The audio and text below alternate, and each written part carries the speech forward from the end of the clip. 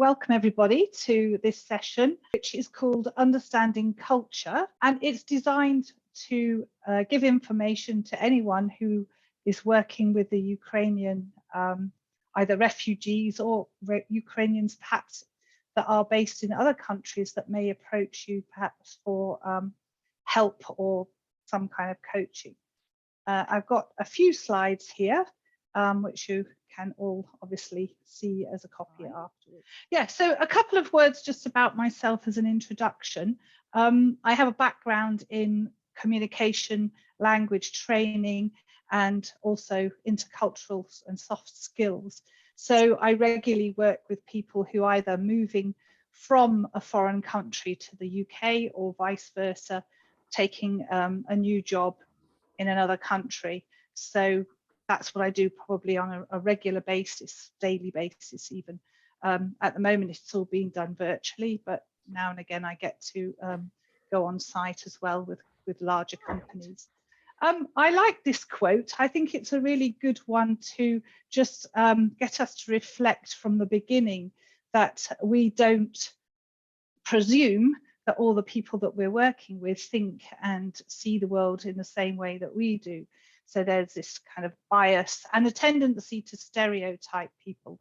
It's naturally something that we just do because of our experiences of being abroad and seeing people as perhaps a group of people. It's very important that we see everyone that we're working with as unique and individual. So my question to all of you, or maybe we can just spend a couple of seconds putting things in the chat, is how do you think Ukrainians see the UK, people from the UK? What sort of words would you use to define us? An ally from Rob, yes. Receptive. Lover of fish and chips, absolutely. Supplying arms for the war. Okay, interesting point too, more recent. If we were to think, and perhaps we don't have enough experience, but before this conflict occurred, do you think that they had any other different impressions of Britain and the UK? Football, yes, a good football team. And sadly, from my experience, I think there's still a few people out there that think of football hooligans. Our reputation hasn't really disappeared from way back. Nice one, yes. Earlier, a Western country, very traditional, an opportunity for work, yes. So what about our impressions of the people of Ukraine? Let's think before we had any involvement at this level. Yep, ex-Soviet satellite. Interesting, yes. And I'm going to tell, sorry, Jeff, your story that you said yesterday about the word the Ukraine, meaning on the border of Russia, so therefore connected with Russia, that some perhaps people use as a term, whereas they have stopped using that or changed it with their independence to Ukraine. So yeah, thinking about their strong connections with Russia, and Rob's put ally to Russia. Yeah, keen on their independence. Yeah, and I think proud, very proud people, proud of their art, their, you know, those aspects of culture. And Harriet's put, I can only talk about our former au pair girls from Kiev. They wanted to be part of Europe and not Russia. Yeah, okay. So there's some good points there. And another one, in Russian orbit, given the previous politicians, yeah. And then elected a comedian, interesting, for a prime minister. Yeah, how things have changed. Okay, great, thanks for that. So basically, we've had our opinions formed on perhaps media, formed from experience or reading, but now we've got to really put those aside, open our eyes and look, and I think talk as much as we can to our Ukrainian refugees. Be curious, find out from them personally, rather than just the opinions we've got from other people. So the next slide is just to tell you about a tool that I use from a company called WorldWork, who specialize in helping people who have an international position in a company to work more effectively. And I think that the same basic criteria that they say, the same skills that we need, very much can be used by us. You can see through all the little blue ones, we've got influencing, as in not manipulating, but being able to influence in a situation where necessary, decision making, creating synergy with people that perhaps have a different culture, openness, really important, flexibility, personal autonomy, so being able to make our own decisions and choices about how we work, emotional strength. I think we're all going to really need a lot of that in working in this context, perceptiveness, listening, transparency. But my big orange ball is all about the cultural knowledge. So this is where we're kind of going to explore today.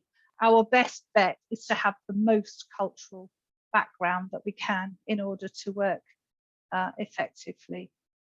So what is cultural knowledge? There are two different areas that we need to think about. The visible one, the one that is obvious to all when we either visit the country or read about it, and then the less visible or even invisible aspects of the culture. And that's what we're going to look at in more detail in a moment. And of course, be sensitive to how that culture sees the world. It may be in a different way to how we see it. And finally, communicate while working with them, a respect for their differences in values and beliefs. So how do we gather that information? Obviously, we have the giant world of the internet, which we can find out the answer to anything. But I think that we do have to be a little bit careful and selective where we get information from, especially these days with all this fake news and the ability for people to upload information that might not be accurate and true. Of course, the good old-fashioned hard copy books that there are plenty of around. But for me, it's actually asking questions. Once those people we're working with are here, it's really asking them. And we may, as English people, feel a little bit embarrassed, awkward about it, but actually those people will enjoy telling you about their background, their interests, their beliefs. So just keep asking. Obviously, they've got to be sensitive questions, but asking on a superficial level about visible things, history, architecture, famous people, what kind of food do you like, all those sort of things can create a really interesting discussion, which we can all learn. So for me, the visible culture is really those things we've got there. You know, the language, the letters are different, the alphabet's different. What is their type of food that they enjoy or traditionally eat anyway? I mean, I don't know how many of you have any idea, but it seems actually very similar to Russia and Poland, of course, and other Eastern countries, but they will have their own specialities they want to tell us about. We've seen some of the beautiful architecture on the news anyway, and also, you know, customs. There are so many customs like we have that they will be keen to tell us about. So this will create this initial bonding, hopefully showing an interest. I've made a quick test, but it made me think, what do I actually know about the Ukraine? And not a lot. Does anybody know what the currency of the Ukraine is? Any ideas? Oh, go on, Steve. It's a sort of hryvnia or something like that. Well done. Yes. The abbreviation is HUA, I think. Yeah. Okay. Next question. Can anybody name 3 other countries apart from Ukraine which speak the Slavic languages? Bulgaria. Yep. Great. Thanks, Rob. Serbia. Yep. Croatia. Mm-hmm. Montenegro. Yes, I was surprised it even went that far down, but logically, I suppose you think of the old Yugoslavia and down that way. Yeah. Okay. So why did I ask that?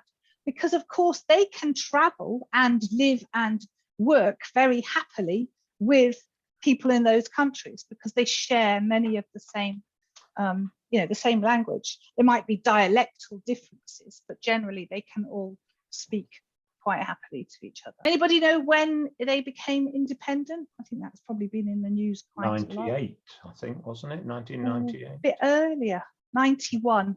How about a famous Ukrainian? Shostakovich or somebody, I forget which it was. Yeah. Okay. And of course, Tolstoy. And, others. What about rivers? Anybody? Any ideas? Is the Dnieper? Probably, I was going to say Yeah, that's where the what- country that we've seen a lot of views about, and a big river running through and some tributaries. And then I suppose economically, something that we've begun to hear more about, what do we rely on, us and the rest of Europe, from? Sunflower oil and sunflower Yes. seeds. And hence the symbolic sunflower that we've seen a lot of. Yeah, okay. And wheat. So it just gives us an idea really of the size of the economy, which I think, at least I never really realized what they were producers of, and the impact. Okay, so the answers are there. Iron and machinery. I mean, big, heavy machinery also manufactured. And in the UK, we were spending £1 billion in Ukraine in 2021. And then there's just a few little things that I found out that you can also find out on a link to a video that's at the end of the slides. If you are hosting, I think this is particularly fun and interesting for you, because things like when you arrive at someone's house, you will naturally take your shoes off, and your guest, or your host, sorry, will offer you a pair of slippers. So if they're coming into your home, then they're going to take them off, and they'll be kind of waiting for you to offer them slippers. And they nearly always bring gifts, even if it's just small sweets or just something. It's just the way they are. I think the Brits like to think we do that, but often we don't take things. They really do think about going off and buying something from the bakery or whatever. And another one I thought was rather fun is that they often use jam to sweeten their tea. So are there even things about daily life that are quite good to know about, and that we should maybe keep in the back of our minds? And they would have their main hot meal in the middle of the day. So not having one could be a little bit strange for them. Okay, so I just mentioned this is a company that also works in the intercultural sphere, and they've just made this guide. Click on the link and you can watch a couple of short videos. One which is particularly good is a guy just talking about the sort of basics to remember when hosting for the first time, around the traumas, about building your relationship, etc. And there's another one on there of a woman who talks in more detail about actual daily life, where people used to live, what type of housing, etc. And the second one, which I thought was quite interesting, is from actually an Udemy site. And they've built this Learn About Ukraine for English people, history, architecture, etc. So anybody who's really keen to grow their knowledge of the visible culture, I think this is great. It's free and you just have to sign up, and every week you get a different module. So there's plenty of stuff out there to help us.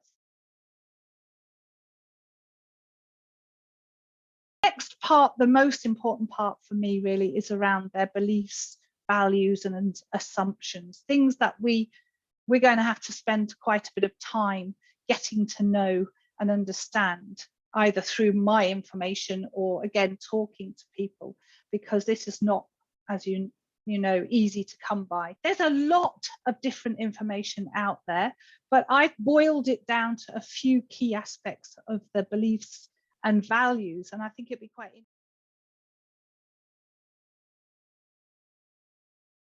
So for them, number one, the importance of the family and traditions. A religion, I've discovered today, 40% of the population were Ukrainian Orthodox, 10% Greek Catholic, and the other 42% are kind of no particular affiliation to a church. So not exactly atheist, but maybe not practicing any religion. So that's the kind of the way it works out in terms of beliefs there. Very much independent thinking. Maybe this has come from the history too, that breaking away, being free, let's say, being able to think for themselves for a change. Honesty and openness are the key areas of authenticity, integrity. I think that's very similar, overlaps to us. And interestingly, humor.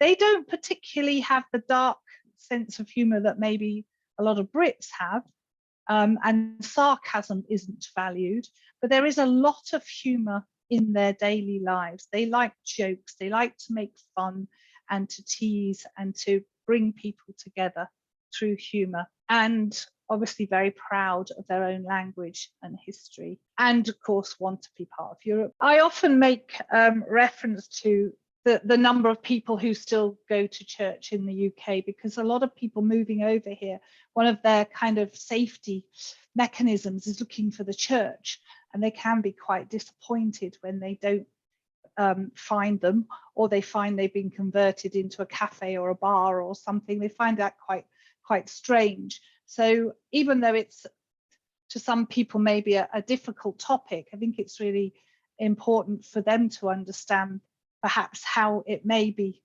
less talked about, or less people attend church these days than perhaps they're expecting, and that sort of regular once a week attendance or more may not be the same in the family that they're staying with or the community that they're living in. So it's just kind of understanding again differences. Okay, sense of fair play. Would you agree that's something that's still a value for the UK people? By personal space, I mean the kind of like not distance when you're walking with someone like that particularly, but the fact that in the UK we often, we go home and we close the doors and we like to be in our little castle and not particularly sharing that with others. So our need for privacy, which maybe comes from being quite a crowded country these days, and we want to kind of get away from it all.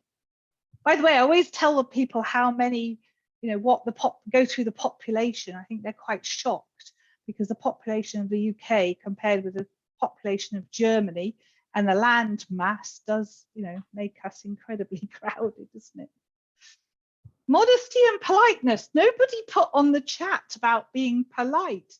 The fact that we're a lot more individual. We kind of bring up our children as well, maybe to be a bit more independent at an earlier age than other countries. Respect, tolerance, and equality. Words that perhaps we pay lip service to, but are, values that we have. Big one we'll go on about later. Punctuality. Irony, honesty and integrity. So yes,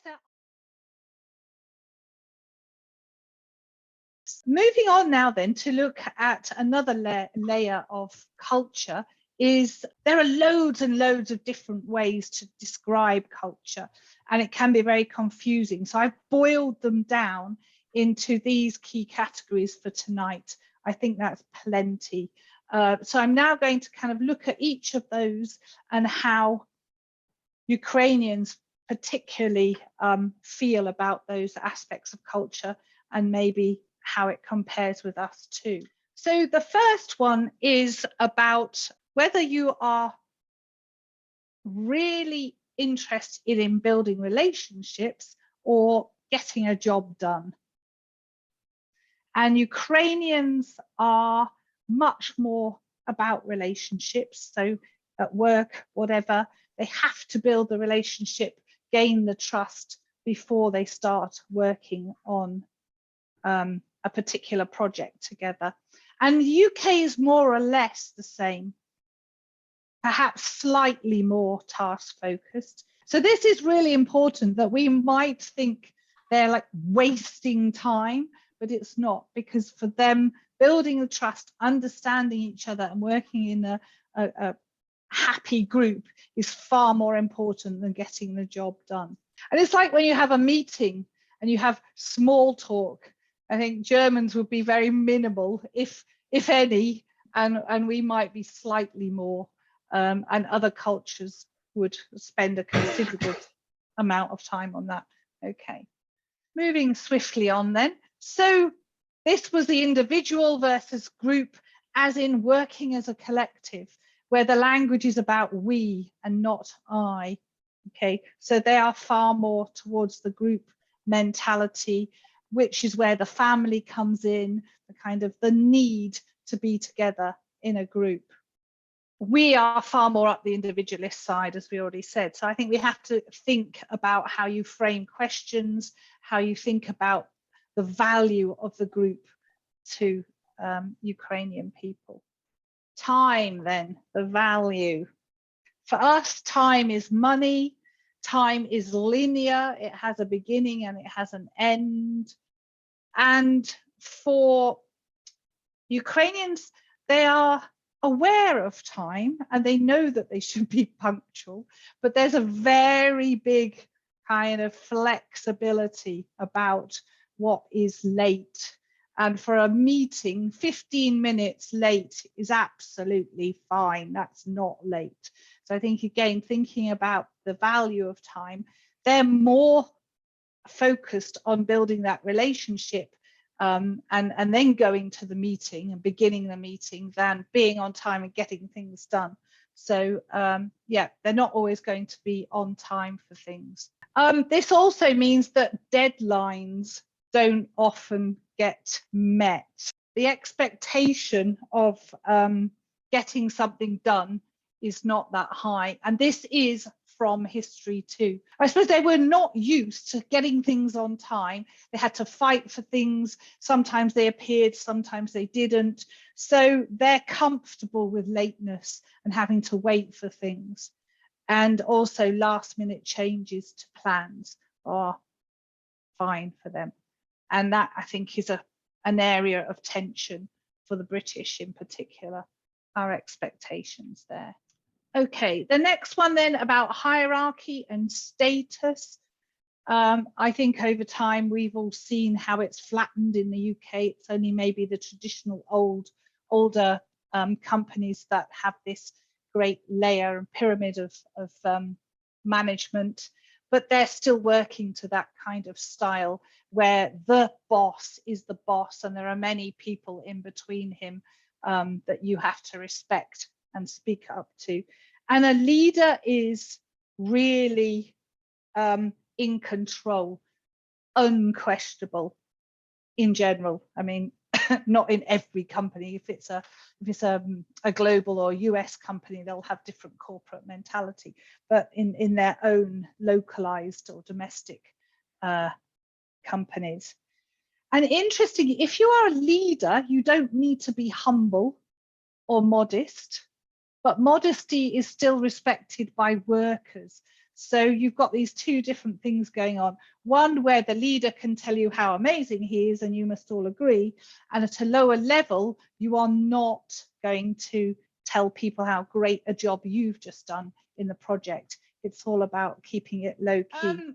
I love this one. I think it's a great picture, the analogy between the coconut and the peach. And it's a great way to divide the world, actually. You can say that a lot of the warmer countries tend to be peaches and the northern cooler climates tend to be coconuts, meaning that the coconut has that hard shell which takes time to break, and when it's broken into will reveal a lot of the personal self. So on first contact with a coconut, it takes time. You don't get all the personal information that perhaps you need. You've got to build the relationship slowly and carefully. Whereas the peach will share a lot of superficial but quite personal information very readily from the start. And the true inner self, they will not share with many. It's a select group of people. According to your world experience, maybe your background, your upbringing, your career, you can have taken on elements of the peach and become a coconutty peach or a peachy coconut. No, it's not all black and white, but the easy distinction is to start with your kind of your base layer. And Ukrainians are also coconuts. So that is one great similarity that we share, is that British and Ukrainians are both coconuts. So what does that mean to us? It means, as you can see here, that the small talk, as you said, is limited, takes time. Sharing information, not so great, until we really know each other. And there is a very big distinction between our work life and our home life. When we finished work, go home, that's it, put it to bed. And it doesn't really overlap, which is very, very different, obviously, from cultures like Italy, anyone in Mexico, all those different countries who are more peachy. So I think it's a simple and easy thing to keep in mind there, and should help. So what I'm saying is that asking lots of questions about them from day one will probably be quite frightening and make them really go into their coconutty shell. And we have to bear that in mind. Because I actually think, coming from the south, which is 100% coconutty, the north is much more peachy, yeah, which is what people do notice when they move here, that someone on the street might talk to them randomly, which wouldn't happen perhaps in central London or other areas of the south. So this could be like a shock to them. Okay, attitudes to risk then. Because of their history, they are a lot more reserved, careful about decision making, and long-term oriented. Lots of planning, probably quite different from the UK, where we kind of say in a meeting, oh, let's just go for it. And people from other cultures are like, whoa, where did that come from? Where's the decision-making process? Because our history, where we haven't been invaded for quite a long time, we have this kind of feeling of security in our island, that we can make decisions that aren't so dangerous, so to speak. So they are more cautious people, most definitely. And conflict, very similar to most UK people, in that they don't go for conflict. They will avoid it as much as possible. They don't want to humiliate each other. They find it difficult to engage in a conflictual discussion. But they are, on the other hand, still passionate and can be very intense in a debate. But it's different from, creating a conflict. They prefer to avoid it. So that is another similar aspect to UK culture in general. I'm going to skip through this one. It's just about like the idea of being responsible for your actions. One of the ones that jumped out at me was that without clear instructions, workers might just sit around waiting for the end of the shift, because they don't necessarily see the need to take responsibility. So in that case, there's a lot of kind of need for leadership. And also the other one, what's in it for me? If somebody asks me to do something, it's, that immediate reaction. And very often they will cover up mistakes, keep them quiet, not say anything, because they don't want to be embarrassed or humiliated. Thinking about logic and facts and figures, they're not necessarily keen on just looking at the facts and figures before making a decision. Far more need to discuss, perhaps in a rather unstructured way, but they like to explore different concepts, kind of chew things a bit, and may seem rather long-winded and frustrating to people from more structured societies. Very much you can read this, but when it comes to rules or bending the rules from the past, they're pretty good at bending the rules. It's more, what do we do to get the situation cleared up, sort out a problem? If it means bending a few rules, no problem at all.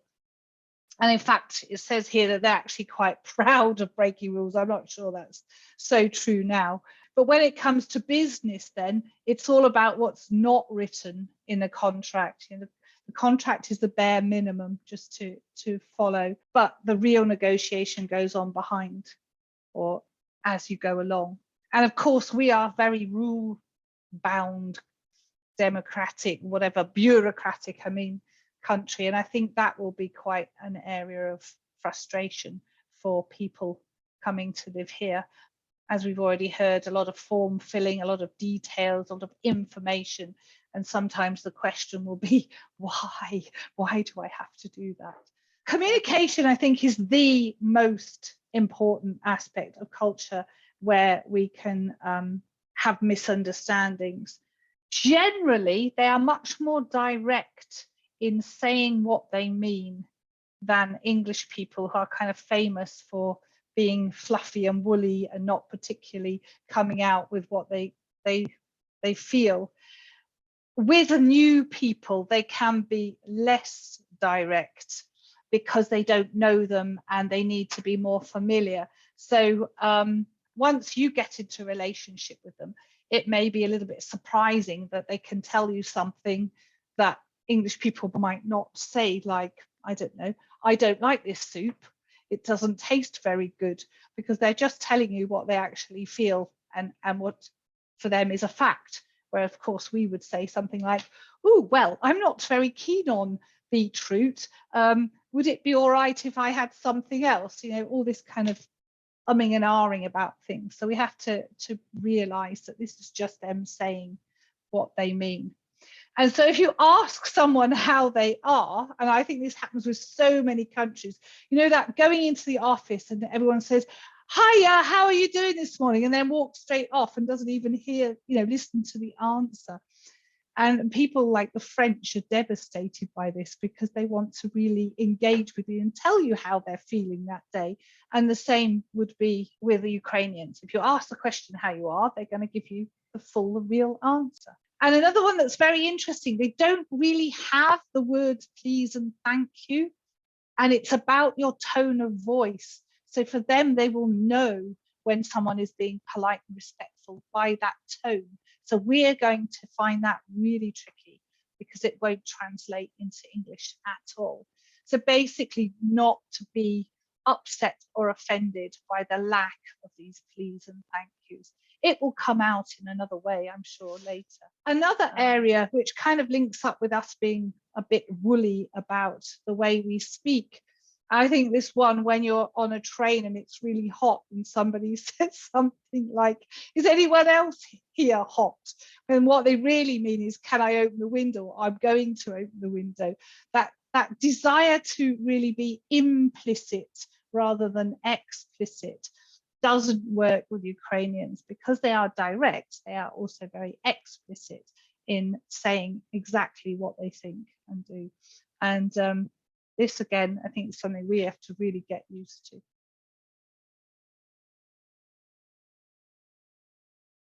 And the first part, obviously, we must not forget, is the culture shock, not only from the trauma of where they've come from, but just that everything is really different. Stupid things that we don't think about, like queuing for a bus, may or may not be a normal thing for them. I had a story of a girl in London, a Chinese girl, I think it was, who jumped on the bus and took a seat. That was great. And then the bus driver just slammed the doors and kind of locked her in because she jumped the queue. And she had no idea that people waiting by the bus stop were forming a queue, because they don't do that. So there are lots of things that may seem very weird and strange to refugees, and we have to really factor that in too. So obviously being patient and forgive this perceived rudeness of not using please and thank you. Of course, don't assume that we know who they are or what they need. And maybe we do need to explain some of the cultural norms from our country, where they came from, why we do these weird things. And I think absolutely crucial is the way we communicate. So the words we're using, the idioms that we forget about, the, let's say, cultural references. Well, I've stuck together on this last slide the references from the very first company that I talked about, where they've got their own version of mapping culture so task, relationship, etc. And you can see where the Ukraine is a different one that I use, which has me versus a Ukrainian. But it's a tool that I get to use. You could use it, but you'd have to pay. This is where I am after the list of questions that I did, compared with a Ukrainian in general. So our attitudes to punctuality and time and doing things in sequence are quite different. The similarities, skipping down, is about fate, which I think is quite interesting, because if you have a belief in a religion, do you really believe in fatalism? And it seems that actually, according to this, they don't. And that there is a greater belief in what you do relates to how your life is lived. And where's the other? So there's quite a lot of similarities in the way I personally think, believe, and work to Ukrainians. So that was that one. And the other one you may know more is Hofstede, who has done a lot of work on culture using slightly different terminology. But I put in our two countries and you can see how greatly they differ.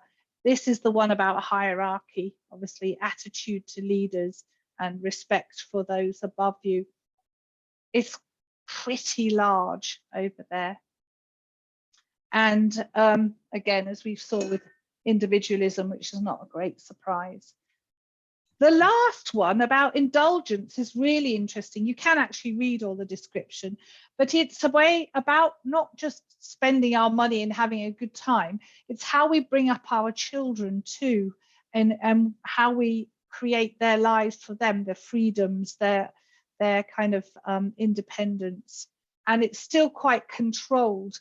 They are very restrained in nature, but in another aspect, they are cynical and pessimistic, whereas we're like, what the hell, live for today, let's spend all our money, enjoy ourselves, and it's about gratification. So I think that's another one where it would be very interesting to live and work with Ukrainians who may have a very different attitude to indulgence. So I've put that one on the slide too. And that really brings me to the end.